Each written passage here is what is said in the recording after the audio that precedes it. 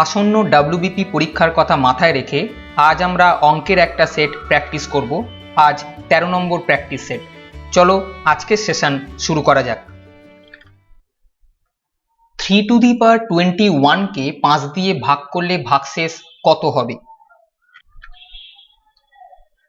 দেখো এখানে 3 এর পাওয়ার 21 করেছে। আমি যদি বলতাম যে 3 কে 5 দিয়ে যদি ভাগ করা যায় তাহলে ভাগশেষ কত থাকবে? যদি এই সংখ্যার তুলনায় এটা ছোট হয় তাহলে ভাগশেষ হবে এটা। খেয়াল রেখো, তাহলে এক্ষেত্রে আমি ভাগশেষ বলতে পারি 3 হবে।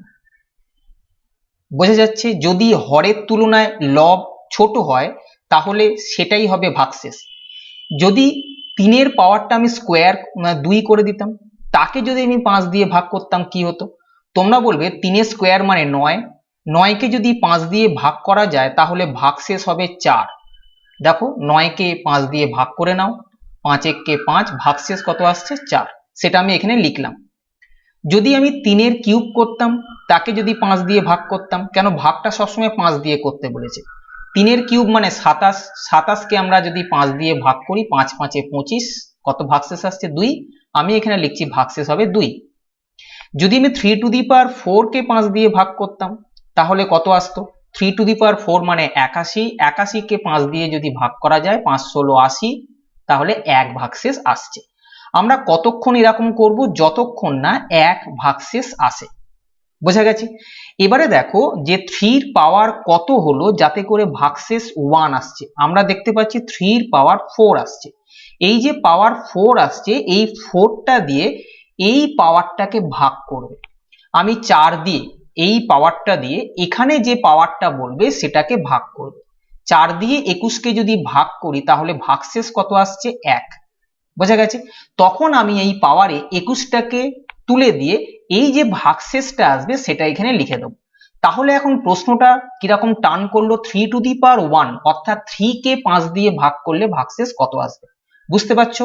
আমরা যে প্রসেসটা করলাম সেখানে 3 টু দি পাওয়ার 1 বা 3 কে 5 দিয়ে ভাগ করলে কত ভাগশেষ হবে, এটা প্রশ্নটা হয়ে গেল।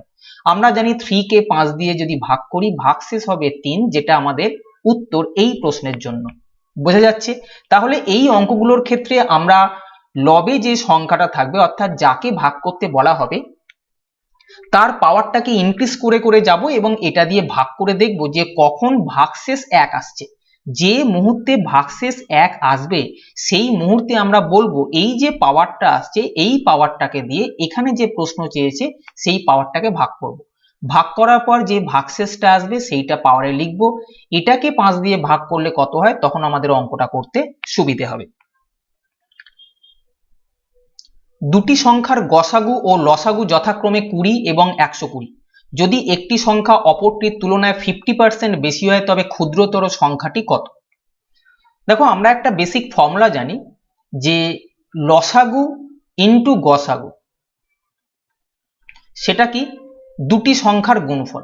এই সূত্রটা আমরা জানি, দুটি সংখ্যার গুণফল। তাহলে এখানে লসাগু আর গসাগু আমার জানা আছে। লসাগুর মান দেওয়া আছে 120, গসাগুর মান দেওয়া আছে 20। তাহলে আমাকে দুটো সংখ্যা এখানে লিখতে হবে। দুটো সংখ্যা কি করে পাবো? এখানে বলেছে একটা সংখ্যা অপরটার তুলনায় 50% বেশি। তার মানে একটা সংখ্যা যদি 100 হয় তাহলে আর একটা হবে 50 বেশি অর্থাৎ 150। আমি যদি এটা কাটতাম 5 দিয়ে কাটলে 3/2 হতো। অর্থাৎ আমি একটা সংখ্যাকে 3x আর একটা সংখ্যাকে 2x ধরতে পারি। বোঝা গেছে? এইটা বড় সংখ্যা, এইটা ছোট সংখ্যা। তাহলে দুটো সংখ্যা কি কি পেলাম? একটা 3x এবং একটা 2x। এই দুটো সংখ্যার গুণফল সমান লসাগু ইনটু গসাগু ওরা দিয়ে রেখেছে। আমরা যদি এটা কাটি 3 দুগুণে 6, 6 দুগুণে বড় অর্থাৎ এখান থেকে 20 আসছে। x স্কোয়ারের মান 20 ইনটু 20, তাহলে x এর মান কত হবে? √20 ইনটু 20 অর্থাৎ 20। তাহলে দেখলাম x এর মান যদি 20 হয় ক্ষুদ্রতর সংখ্যা কোনটা? ক্ষুদ্রতর সংখ্যা হচ্ছে 2x। 2x এটা ছোট সংখ্যা, 2 ইনটু x এর ভ্যালু 20 পেয়েছি, চাই ছোট সংখ্যাটা হবে 40, যেটা অপশন নাম্বার 3 আছে। ABC একটি সমদ্বিবাহু ত্রিভুজ যার AB = AC। BA বাহুকে D পর্যন্ত এমনভাবে বর্ধিত করা হলো যাতে AB সমান AD হয়। যদি ABC কোণের মান 30 ডিগ্রি হয় তবে BCD কোণের মান কত? দেখো এবিসি একটা সমদ্বিবাহু ত্রিভুজ বলে দিয়েছে, আমি মনে করলাম এটা এবিসি। এর বিএ বাহুকে ডি পর্যন্ত এমনভাবে বর্ধিত করা হলো, বিএ বাহুকে ডি পর্যন্ত এমনভাবে বর্ধিত করা হলো যেন এবি সমান এডি হয়। এবি অর্থাৎ এই বাহুটার সঙ্গে এই বাহুটার সমান হয় এমনভাবে বর্ধিত করা হলো। এবার এবিসি কোণ দিয়েছে, বিসিডি চেয়েছে। দেখো আমি এইটার সঙ্গে এটাকে যোগ করে দিলাম, যোগ করে দিলাম। এবারে দেখো যখন এবিসি সমদ্বিবাহু ত্রিভুজ যার এবি সমান এসি অর্থাৎ এই বাহুটার সঙ্গে এই বাহুটা সমান বলে দিয়েছিল যদি এই বাহুটার সঙ্গে এই বাহুটা সমান হয় তবে এই কোণটার সঙ্গে এই কোণটা সমান হবে। কেন? সমদ্বিবাহু ত্রিভুজের যে বাহু দুটো সমান ভূমির সঙ্গে তারা যে কোণ উৎপন্ন করে তারা সমান হবে, অর্থাৎ এই দুটো কোণ কিন্তু পরস্পর সমান হবে। আবার দেখো এই বাহুটার সঙ্গে এই বাহুটা সমান, আমরা জানি এইটার সঙ্গে এই বাহুটা সমান, আবার ওরা বলেছে এইটার সঙ্গে এইটা সমান, তাহলে আমি বলতে পারি এই বাহুটার সঙ্গে এই বাহুটাও সমান। এই বাহুটার সঙ্গে যদি এই বাহুটা সমান হয় তাহলে এইখানে যে ত্রিভুজটা তৈরি হলো এডিসি, দেখতে পাচ্ছ এই ত্রিভুজটা এডিসি, এটাও একটা সমদ্বিবাহু ত্রিভুজ যার এই বাহুটার সঙ্গে এই বাহুটা সমান। এই দুটো বাহু সমান হলে এই কোণটার সঙ্গে এই কোণটা সমান হবে, একটু আগে বলেছি যে যে দুটো সমান বাহু আছে তারা ভূমির সঙ্গে যে কোণ উৎপন্ন করবে তারা সমান হবে, অর্থাৎ এই কোণটার সঙ্গে এই কোণটা সমান হবে। আমি অ্যারো দিয়ে দেখালাম, তাহলে এই কোণটার সঙ্গে এই কোণটা সমান এবং এখানে এই কোণটার সঙ্গে এই কোণটা সমান হবে।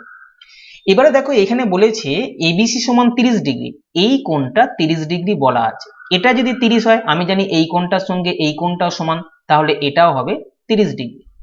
তাহলে একটা ত্রিভুজের ক্ষেত্রে এই দুটো কোণের মান 30 প্লাস 30 60 ডিগ্রি হলে এই কোণটা কত হবে? যেহেতু টোটাল ত্রিভুজে তিনটে কোণের মান 180 হয়, এই দুটো কোণের যোগফল যদি 30 প্লাস 30 60 হয় তাহলে এইটা হবে 120। কেন? 120 প্লাস 60 180। এই কোণটা যদি 120 ডিগ্রি হয় তাহলে এই কোণটা কত হবে? আমরা জানি যে টোটাল এই কোণটার মান হচ্ছে 180 ডিগ্রি, সরল কোণ। এই কোণটা সরল কোণ 180 ডিগ্রি, তার মধ্যে এইটা যদি 120 হয় তাহলে ব্যালেন্স 60 ডিগ্রি এটা হবে। বোঝা গেছে? এইটা হচ্ছে 60 ডিগ্রি। এবারে দেখো এই ত্রিভুজটার ক্ষেত্রে এইটা 60 ডিগ্রি আর এই দুটো কোণ সমান, আমি যদি এই দুটো কোণের মান x ধরে নিই তাহলে x প্লাস x 2x হবে এই দুটো কোণের মান, প্লাস এটা হচ্ছে 60।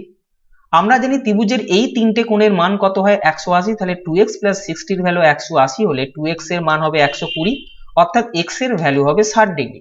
তাহলে আমি এই কোণটার মান পেলাম 60 ডিগ্রি। প্রশ্নে চেয়েছে যে বিসিডি কোণের মান কত। বিসিডি মানে কত? বিসিডি এই কোণটা, অর্থাৎ এই টোটাল কোণটার মান কত। এখানকার মধ্যে এই কোণটার মান ছিল 30 আর এখন বার করলাম এই কোণটা 60, তাহলে টোটাল এই কোণটার মান হবে 30 প্লাস 60 অর্থাৎ 90 ডিগ্রি, যেটা অপশন নাম্বার 2 তে আছে। যদি x ও 1/x এর গড় m হয় তবে x স্কোয়ার ও 1/x স্কোয়ার এর গড় কত? দেখো দুটো রাশি আছে x আর 1/x, দুটো রাশির গড় বার করতে গেলে দুটো রাশিকে যোগ করে 2 দিয়ে আমরা ভাগ করব, এটা গড় বেরোলো। কিন্তু ওরা বলেছে গড় হচ্ছে m, অর্থাৎ আমি লিখতে পারি এইটার মান হচ্ছে m। তাহলে এখান থেকে আমরা বলতে পারি x প্লাস 1/x এর মান 2m। প্রশ্নে কি দিয়েছে? x স্কোয়ার ও 1/x স্কোয়ার এর গড় কত। এখানেও দুটো রাশি আছে, একটা আছে x স্কোয়ার আর একটা আছে 1/x স্কোয়ার। দুটো রাশি তাদের গড় বার করার সিস্টেম হচ্ছে দুটো রাশিকে যোগ করব, করে 2 দিয়ে ভাগ করব। তাহলে এই গড়টা কত বলতে হবে, কিন্তু m এর টার্মে বলতে হবে। দেখো এইটা a স্কোয়ার প্লাস বি স্কোয়ারের ফর্মুলা আমরা অ্যাপ্লাই করব, সেটা কি? a plus B whole square minus 2ab, 2ab, এটা a স্কোয়ার প্লাস বি স্কোয়ারের সূত্র। বোঝা যাচ্ছে? a plus B whole square minus 2ab, এটা কেটে দেবে আর নিচে 2 ছিল। x প্লাস 1/x এর মান 2m এখানে পেয়েছো, এই 2m টা এখানে বসিয়ে দাও, 2m তার হোল স্কোয়ার মাইনাস 2/2, 2m এর হোল স্কোয়ার মানে 4m স্কোয়ার মাইনাস 2/2।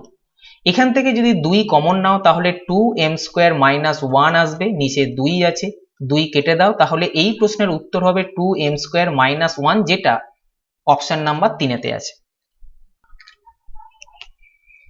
কোনো একটি ব্যবসায় এ বি ও সি যথাক্রমে 27,500 টাকা 32,500 টাকা ও 37,500 টাকা বিনিয়োগ করে। এ ব্যবসায় ম্যানেজার হিসেবে কাজ করায় লাভের 20% তাকে দেওয়া হয় এবং বাকি লভ্যাংশ তাদের মধ্যে বিনিয়োগের অনুপাতে ভাগ করা হয়। যদি সি লভ্যাংশ হিসেবে 13,500 টাকা পায় তবে মোট লভ্যাংশের পরিমাণ কত টাকা? দেখো এই অঙ্কটার ক্ষেত্রে আমরা দেখতে পাচ্ছি যে এখানে যে টাকাগুলো দেওয়া আছে 27,500, 32,500, 37,500 এবং 13,500। আমি যদি অঙ্কটাকে একটু ছোট করি, যে দুটো করে শূন্য আমি সবার মধ্যে থেকে যদি কেটে দিই তাহলে অঙ্কটা কি হবে? এবিসি 275 টাকা, 325 টাকা এবং 375 টাকা দিয়ে ব্যবসা শুরু করে, সি লভ্যাংশ পায় 135 টাকা। তাহলে আমি এক্ষেত্রে কি করলাম, আমার সুবিধের জন্য আমি 100 দিয়ে জিনিসগুলোকে ভাগ করলাম। যে সংখ্যাগুলো আছে এই সংখ্যাগুলো সবগুলোকে 100 দিয়ে ভাগ করলাম।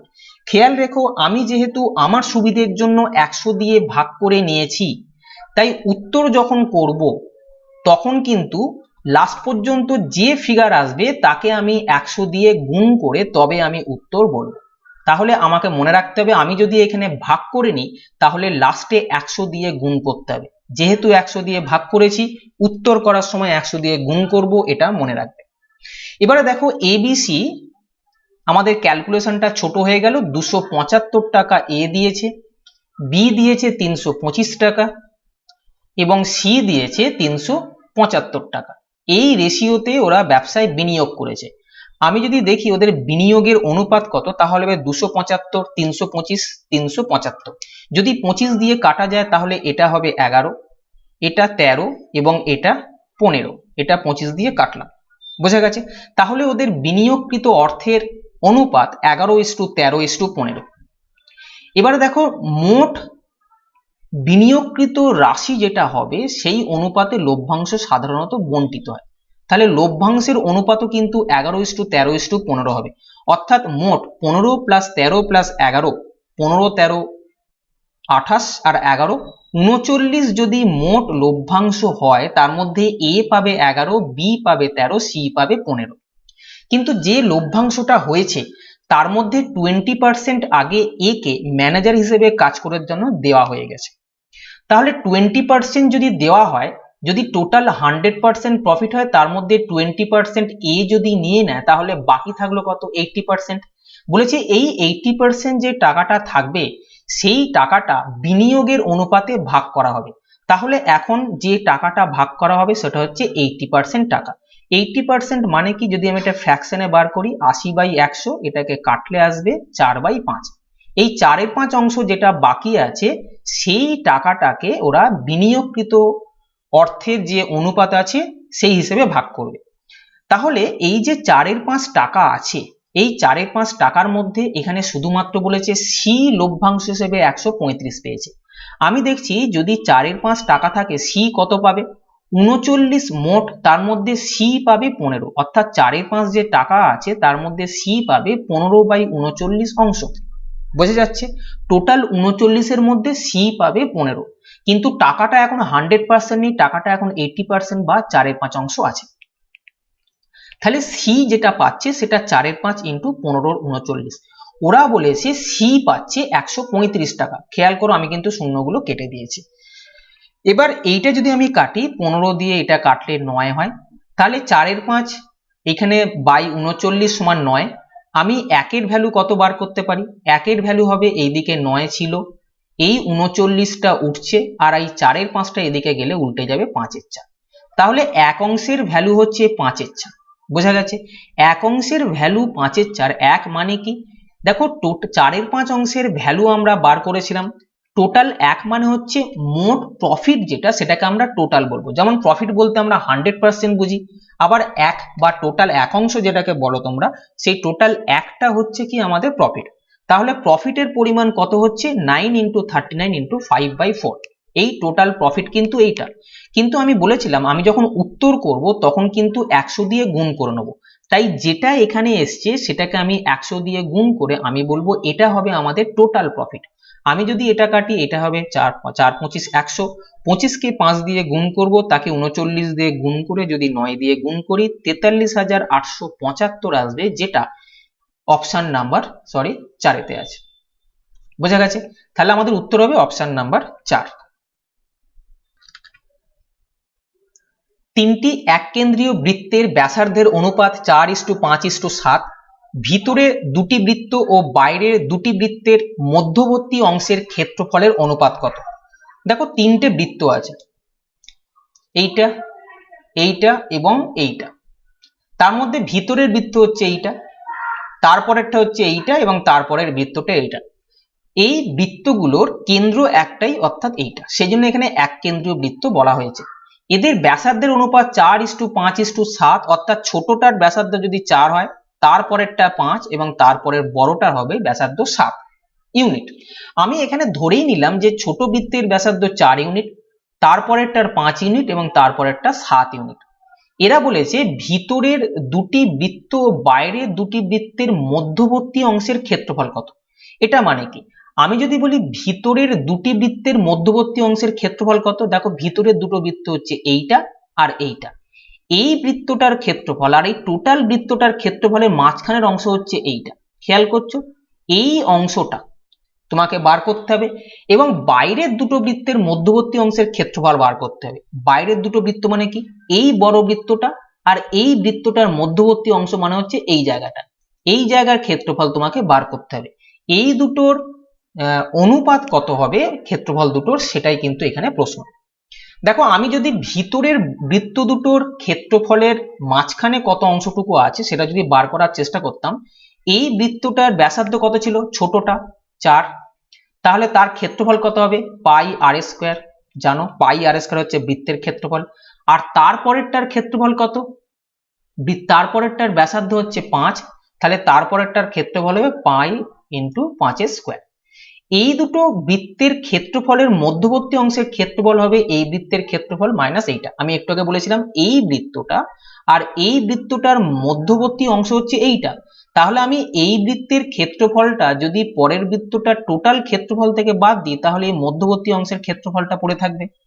এক্ষেত্রে আমি তাই করেছি, দ্বিতীয় বৃত্ত যেটা আছে তার ক্ষেত্রফল পাই আর স্কোয়ার এবং প্রথম বৃত্তের যে ক্ষেত্রফল পাই আর স্কোয়ার, এটা বাদ দিলাম, তাহলে মধ্যবর্তী অংশের ক্ষেত্রফল কত হবে, পাই যদি কমন নিই, 5×5=25 মাইনাস 4×4=16, অর্থাৎ 9 পাই।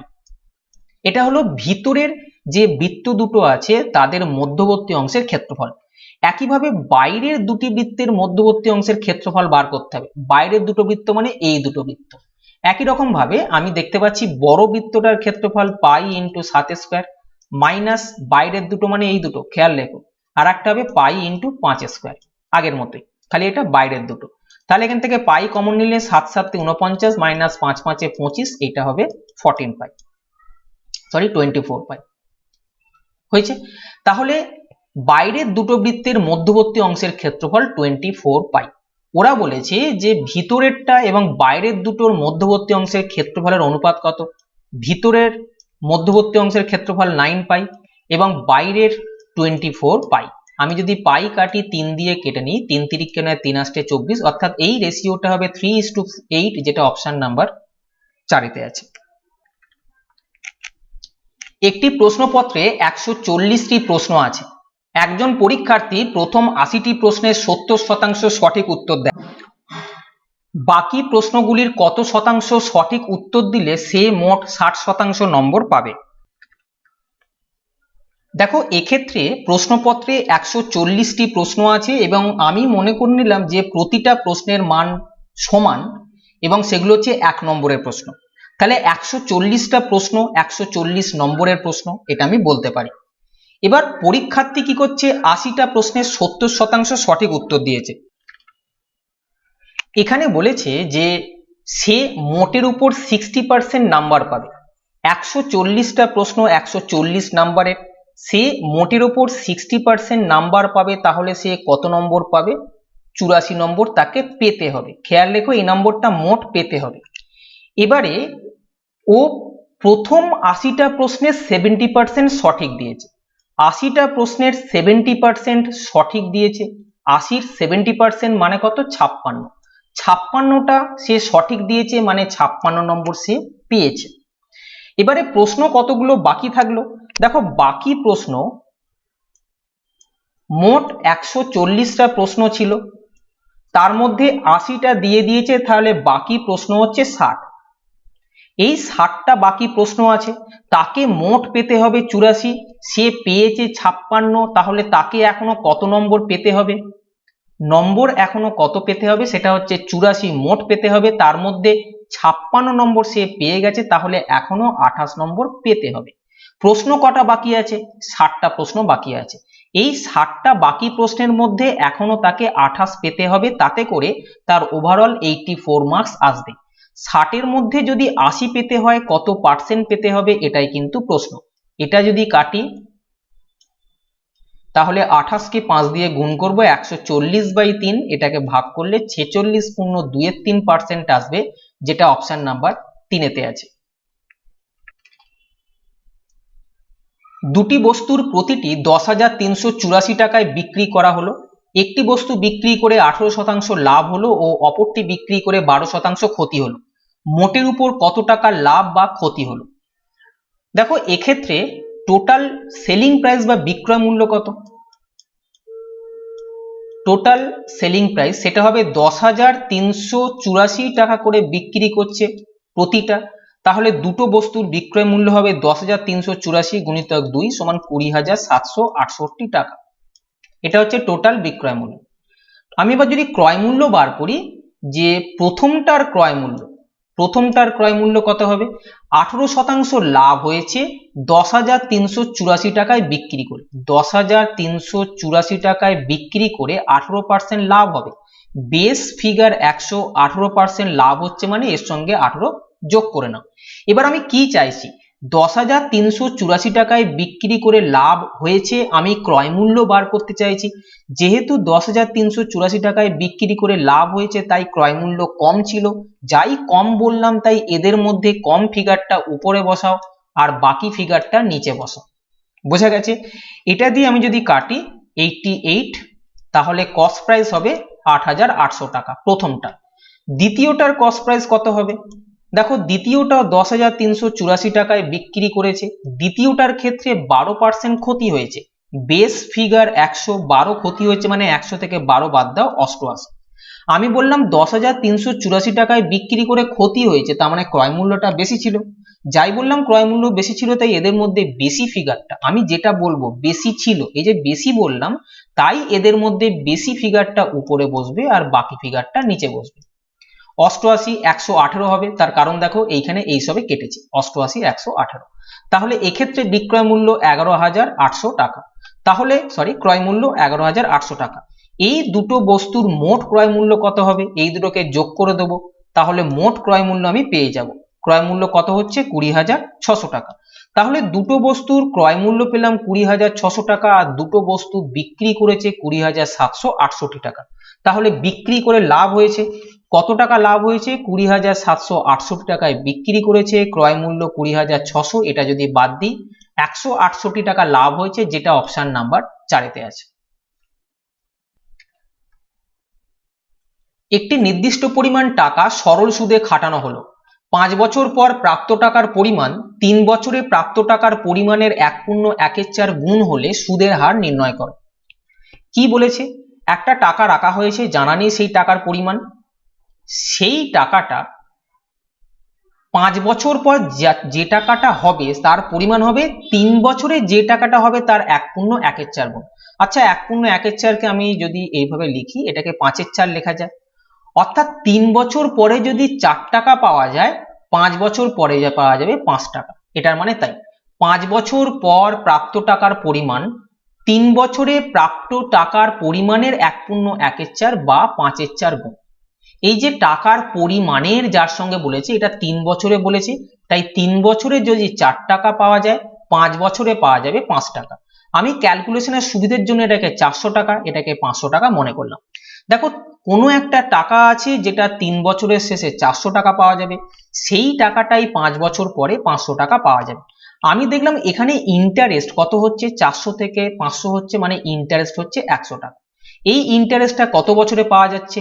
এখানে 3 বছর ছিল, এখানে 5 বছর ছিল, এখানে বছরের ডিফারেন্স হচ্ছে 2 বছর, তাহলে আমি বলতে পারি এই 2 বছরে ইন্টারেস্ট পাওয়া গেছে 100 টাকা। 2 বছরে যদি 100 টাকা ইন্টারেস্ট পাওয়া যায়, তাহলে প্রতি বছরে ইন্টারেস্ট পাওয়া গেছে 50 টাকা। বোঝা যাচ্ছে? তাহলে পার ইয়ার ইন্টারেস্ট ₹50। এটা যেহেতু সিম্পল ইন্টারেস্ট তাই প্রতি বছর 50 টাকা করে ইন্টারেস্ট পেয়ে পেয়ে এসছি। আচ্ছা, প্রতি বছর যদি 50 টাকা করে ইন্টারেস্ট পাওয়া যায়, 5 বছরে কত ইন্টারেস্ট পাওয়া যাবে? 1 বছরে 50 টাকা ইন্টারেস্ট পাওয়া গেলে 5 বছরে 250 টাকা ইন্টারেস্ট পাবো। আমি দেখছি 5 বছর পর মোট 500 টাকা পেয়েছি, তার মধ্যে 250 টাকা ইন্টারেস্ট। 500 টাকার মধ্যে যদি 250 টাকা ইন্টারেস্ট হয়, তাহলে বাকি 250 টাকা অবশ্যই ছিল আসল টাকা। বোঝা গেছে? তাহলে আসল টাকা ছিল 250 টাকা, সেটা 250 টাকা ইন্টারেস্ট পাওয়া গেছে, পেয়ে 500 টাকায় পরিণত হয়েছিল।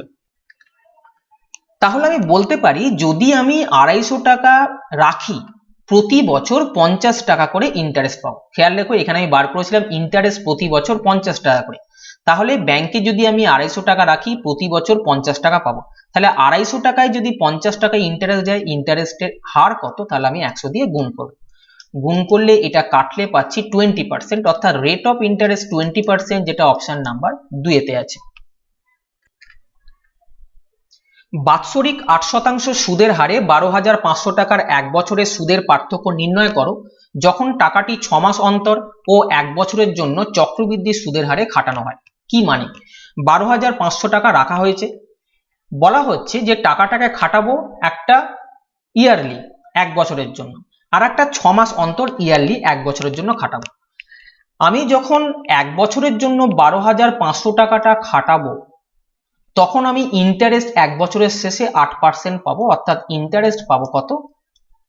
1000 টাকা।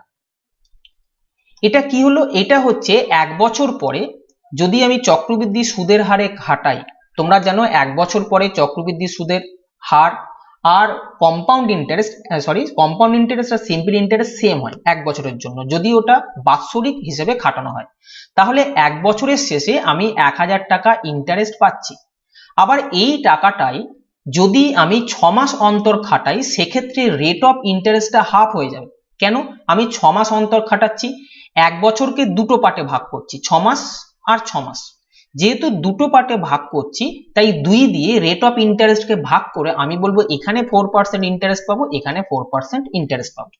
এবারে যদি আমি 6 মাস অন্তর খাটাই, আমি প্রথমে 4% ইন্টারেস্ট পাবো, তারপরেও 4% ইন্টারেস্ট পাবো। কোন টাকাটার? এই 12,500 টাকাটা। দেখো 12,500 টাকার 4% এর ভ্যালু কত হবে? 12,500 টাকার 4% এর ভ্যালু হবে 500 টাকা। তার মানে আমি প্রথম বছর 500 টাকা ইন্টারেস্ট পাবো, দ্বিতীয় বছরও 500 টাকা ইন্টারেস্ট পাবো। এই লাইনে যে আমি ইন্টারেস্ট গুলো লিখছি সেটা কিন্তু সিম্পল ইন্টারেস্ট পাওয়া যায়।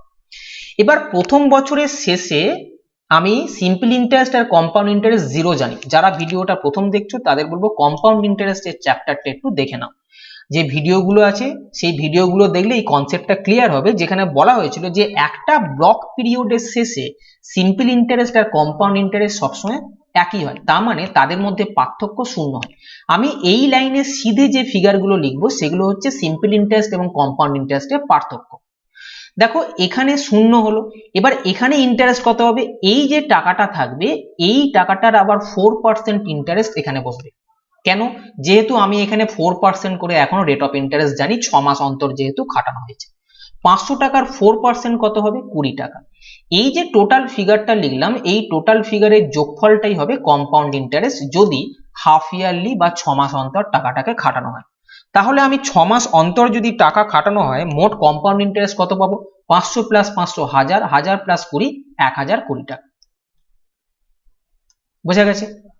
তাহলে আমি দেখলাম 1 বছরের হিসেবে যদি খাটানো হয় আমি ইন্টারেস্ট পাবো 1000 টাকা, 6 মাস অন্তর যদি খাটানো হয় আমি ইন্টারেস্ট পাবো 1020 টাকা। বলেছে সেই ইন্টারেস্ট দুটোর পার্থক্য কত? আমি দেখতে পাচ্ছি একটা ইন্টারেস্ট 1020 আর একটা ইন্টারেস্ট 1000, অর্থাৎ ইন্টারেস্টের পার্থক্য 20 টাকা, যেটা অপশন নাম্বার 3 তে আছে। তিনটি পাইপ এ, বি ও সি কোনো ট্যাঙ্ক যথাক্রমে 12, 18 ও 24 মিনিটে ভর্তি করতে পারে। যদি পাইপগুলিকে 7 মিনিটের জন্য চালানো হয় তবে পাত্রের আয়তনের সাপেক্ষে কত শতাংশ জল উপচে পড়বে, ওভারফ্লো হবে? কি জিনিস?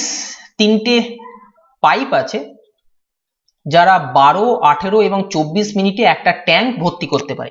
যে ট্যাঙ্কটা ভর্তি করার কথা বলা হচ্ছে সেই ট্যাঙ্কটায় কতটা জল ধরে সেটা আমরা বার করব। কিভাবে? এই 12, 18 আর 24 এর লসাগু হচ্ছে 72, 12, 18, 24 লসাগু যেটা হবে সেই লসাগু যে মানটা হবে সেটাই মনে করব ট্যাঙ্কের ক্যাপাসিটি, অর্থাৎ ট্যাঙ্কে এত ইউনিট জল ধরে। এটা হচ্ছে ট্যাঙ্কের আয়তন। বোঝা গেছে? তার মানে আমি দেখতে পাচ্ছি যে এ পাইপটা প্রতি মিনিটে যদি 12 ইউনিট করে জল ভরে পুরো ট্যাঙ্কটা ভর্তি করতে তার কত সময় লাগবে? 72/12। দেখো 12 মিনিটে পুরো ট্যাঙ্ক ভর্তি করে, তাহলে প্রতি মিনিটে কতটা ভর্তি করবে? 6 ইউনিট। আমি এটা এখানে লিখলাম। তাহলে আমি কি করছি, এই ট্যাঙ্কের যে টোটাল ক্যাপাসিটি আছে এই ক্যাপাসিটিকে এটা দিয়ে ভাগ করলাম। 72কে 12 দিয়ে ভাগ করে যেটা পেলাম 6 ইউনিট, সেটা হচ্ছে এ প্রতি মিনিটে ট্যাঙ্কে কতটা করে জল ভর্তি করে, এটা হচ্ছে প্রতি মিনিটে, এটা এফিসিয়েন্সি বেরোয়। একই রকম ভাবে 72কে 18 দিয়ে ভাগ করলে 4 পাবো এবং 72কে 24 দিয়ে ভাগ করলে 3 পাবো। এগুলো যেগুলো বেরোলো সেগুলো হচ্ছে প্রতি মিনিটে এ কতটা জল ভর্তি করে, বি কতটা জল ভর্তি করে এবং সি প্রতি মিনিটে কতটা জল ভর্তি করে। যদি পাইপ তিনটিকে একত্রে চালানো হয় তাহলে এ 6 ইউনিট, বি 4 ইউনিট এবং সি 3 ইউনিট জল ভরবে, অর্থাৎ প্রতি মিনিটে 13 ইউনিট করে জল কিন্তু ভর্তি হবে, এটা পার মিনিট। বোঝা গেছে? এবার দেখো পাইপগুলোকে 7 মিনিটের জন্য চালানো হয়েছে। প্রতি মিনিটে এরা যদি 13 ইউনিট করে জল ভর্তি করে তাহলে 7 মিনিটে 7 13 91 ইউনিট জল ভর্তি হওয়ার কথা, কিন্তু ট্যাঙ্কের ক্যাপাসিটি হচ্ছে 72, ওরা 7 মিনিটে মোট 91 ইউনিট জল ভর্তি করার চেষ্টা করেছে।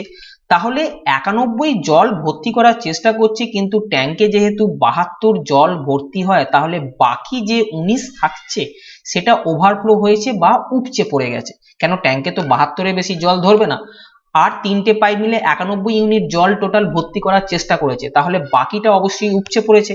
তাহলে 91 থেকে ট্যাঙ্কের যে আয়তন সেটা যদি আমি বাদ দিয়ে 19 ইউনিট জল কিন্তু উপচে পড়েছে। প্রশ্নে বলেছে যে পাত্রের আয়তনের সাপেক্ষে কত শতাংশ জল উপচে পড়েছে। পাত্রের আয়তনের সাপেক্ষে মানে কি, 72কে তুমি এখানে লেখো, এর সাপেক্ষে উপচে পড়েছে 19, পাত্রে যা জল ধরে তার সাপেক্ষে 19 উপচে পড়েছে। শতকরায় প্রকাশ করতে বলেছে তাই এটাকে 100 দিয়ে গুণ করে দেয়া হলো। বোঝা গেছে?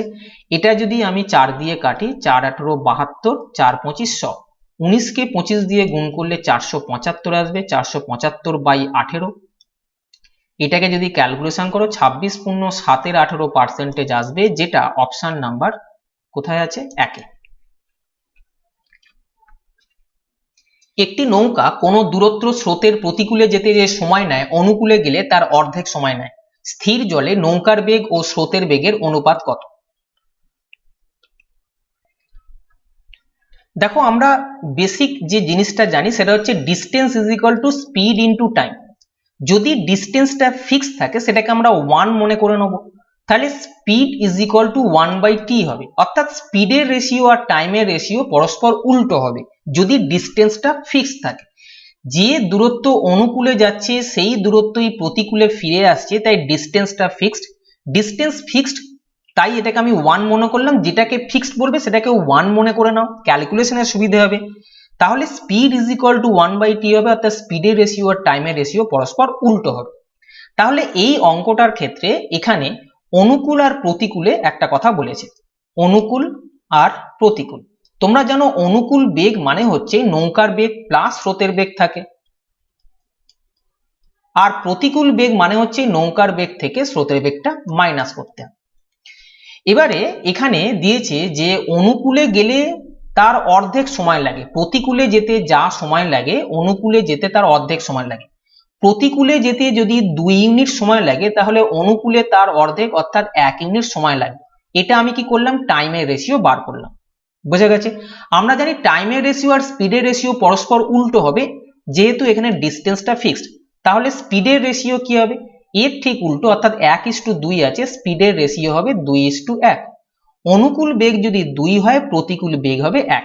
দেখো আমি নৌকা স্রোতের অঙ্ক করানোর সময় বলেছিলাম যদি অনুকূল বেগ আর প্রতিকূল বেগ দেওয়া থাকে তাহলে তাদেরকে যোগ করে 2 দিয়ে ভাগ করলে আমি নৌকার বেগ পাবো, এবং স্রোতের বেগ কি পাবো, অনুকূল বেগ থেকে প্রতিকূল বেগটাকে বাদ দিয়ে 2 দিয়ে ভাগ করলে স্রোতের বেগ পাবো।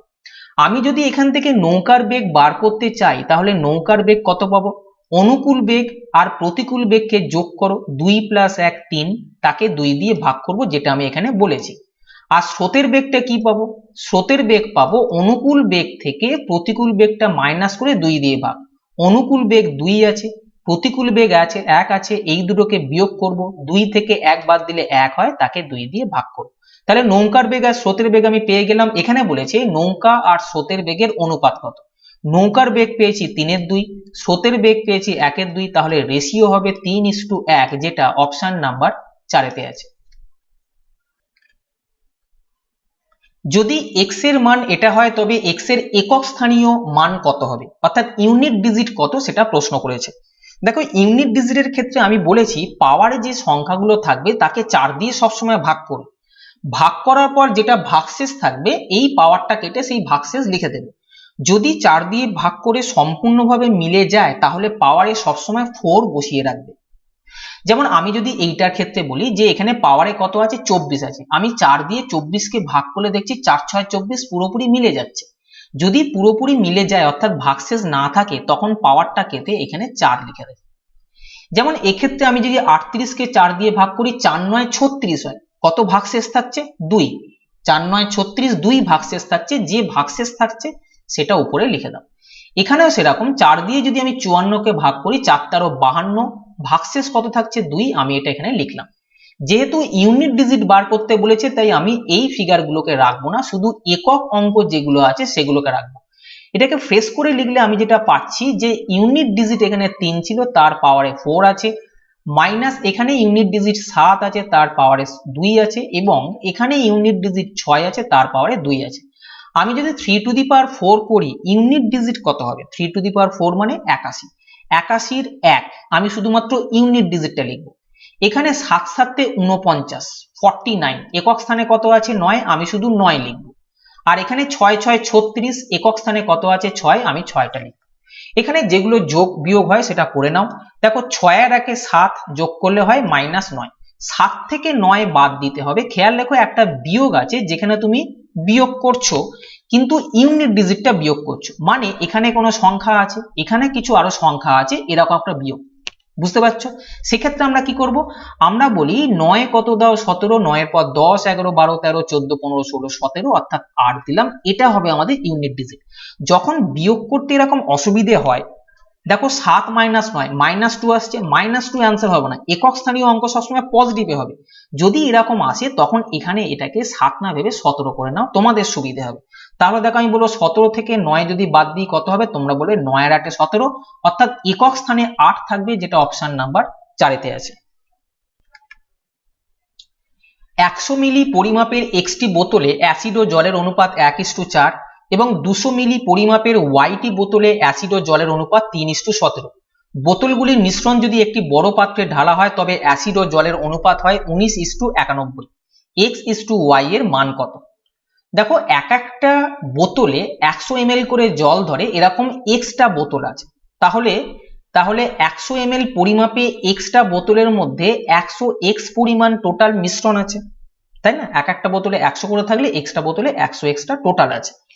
এবার এই টোটালের মধ্যে অ্যাসিড ও জলের অনুপাত 1:4 দিয়েছে, অ্যাসিড আর জল। দেখো টোটাল 4 আর 1-এ 5, 5 দিয়ে যদি আমি 100কে ভাগ করি তাহলে কত হবে, 20, অর্থাৎ 1 ইউনিটের ভ্যালু হচ্ছে 20। এটা যদি 1 ইউনিটের ভ্যালু যদি 20 হয়, 4 ইউনিটের ভ্যালু কত হবে, 80। তাহলে আমি 20:80 এটাকে বলতে পারি। 100টাকে আমি ভাগ করলাম, এখানে অ্যাসিড আছে 20x আর ওয়াটার আছে 80x, বোঝা গেছে? 100x কে তুমি এইভাবেও করতে পারো, 1/5 দিয়ে গুণ করলে তুমি অ্যাসিড পাবে, দেখতে পাচ্ছ যেহেতু রেশিও 1:4 আছে, 1/5 দিয়ে গুণ করলে অ্যাসিড পেলাম 20x, 100-র মধ্যে 20x অ্যাসিড থাকলে ওয়াটার থাকবে 80x। তেমন করে এক একটা বোতলে 200 মিলি করে আছে, ওয়াইটা বোতলে মোট কতটা থাকবে, 200 × y, আগের মতোই। এই 200y এর মধ্যে অ্যাসিড আর ওয়াটার কত আছে, এখন রেশিও হচ্ছে 3:17, 200y আছে, এর মধ্যে 3:17 হলে অ্যাসিড কত হবে, 3/20, কেন আনুপাতিক সমষ্টি হচ্ছে 3 + 17 20, তোমরা জানো এটা। তাহলে 30y হচ্ছে অ্যাসিড আছে, 200-র মধ্যে 30 যদি অ্যাসিড থাকে তাহলে বাকিটা অর্থাৎ 200 - 30 170 থাকবে ওয়াটার। বোঝা গেছে? তাহলে আমি দেখলাম যখন মিশ্রিত করা হবে তখন অ্যাসিডের পরিমাণ কত হবে আর ওয়াটারের পরিমাণ কত হবে। আমি দেখছি অ্যাসিডের পরিমাণ হবে 20x প্লাস 30y, দেখতে পাচ্ছ 20x আর 30y এইগুলো অ্যাসিড হবে, আর ওয়াটার হবে 80x প্লাস 170y। তাহলে অ্যাসিড আর ওয়াটারের রেশিও এটা হবে, প্রশ্নে বলেছে অ্যাসিড আর ওয়াটারের রেশিও হবে 19:91। এখান থেকে শূন্যগুলোকে উপর আর নিচে কেটে দাও, তাহলে ক্যালকুলেশনে সুবিধা হবে। এবার আমি যদি ক্রস গুণ করি, এই 91 দিয়ে 2 কে যদি গুণ করি 182x প্লাস 91 দিয়ে যদি আমি 3 কে গুণ করি 273y সমান 19 দিয়ে 8 কে যদি আমি গুণ করি 152x প্লাস এটা আসবে 323y। x গুলোকে যদি একদিকে নিয়ে যাই তাহলে 30x, y গুলোকে একদিকে নিয়ে গেলে 50y, শূন্য এখান থেকে কেটে দাও তাহলে x বাই y এর মান বেরোবে 5/3। এটাই চেয়েছে x is to y কত, আমরা দেখলাম x is to y 5:3, যেটা অপশন নাম্বার 1 আছে। একটি সমবাহু ত্রিভুজের মধ্যমা 6√3 সেমি হলে তার ক্ষেত্রফল কত। দেখো সমবাহু ত্রিভুজের মধ্যমা যেটা হয় সেটাই কিন্তু সমবাহু ত্রিভুজের উচ্চতা হয়। সমবাহু ত্রিভুজ 3টে বাহু সমান, এর মধ্যমা মানে কি শীর্ষবিন্দু থেকে মধ্যবিন্দু পর্যন্ত যে দূরত্ব তাকেই বলা হয় মধ্যমা। সমবাহু ত্রিভুজের ক্ষেত্রে যেটাই মধ্যমা সেটাই কিন্তু সমবাহু ত্রিভুজের উচ্চতা হয়। এইটার মান দেওয়া আছে 6√3 সেমি, ওরা বলেছে মধ্যমা 6√3, আমি জানি মধ্যমা যেটা সেটাই কিন্তু উচ্চতা। সমবাহু ত্রিভুজের উচ্চতার যে ফর্মুলা সেটা হচ্ছে √3/2 ইন্টু বাহু। আমি দেখলাম উচ্চতা 6√3, আমি উচ্চতার জায়গায় 6√3 বসিয়ে দিলাম, √3 কেটে গেল, তাহলে বাহুর মান কত হবে 6×2=12। চেয়েছে ক্ষেত্রফল কত। সমবাহু ত্রিভুজের ক্ষেত্রফলের ফর্মুলা √3/4 ইন্টু বাহু স্কোয়ার, √3/4 ইন্টু বাহু স্কোয়ার। এখানে বাহুর মান 12 দেওয়া আছে, তাই আমি এখানে √3/4 ইন্টু 12 লিখলাম। এখানে যদি আমি কাটি 3 12 36 √3 হবে এই সমবাহু ত্রিভুজটার ক্ষেত্রফল, যেটা অপশন নাম্বার 4 আছে। তাহলে আজকে এই পর্যন্তই। যদি সেশনটা ভালো লাগে তবে চ্যানেলটা সাবস্ক্রাইব করো এবং বন্ধুদেরকেও শেয়ার করো যাতে করে তারাও সমানভাবে উপকার পায়। ভালো থেকো, ভালোভাবে পড়াশোনা করো। টাটা।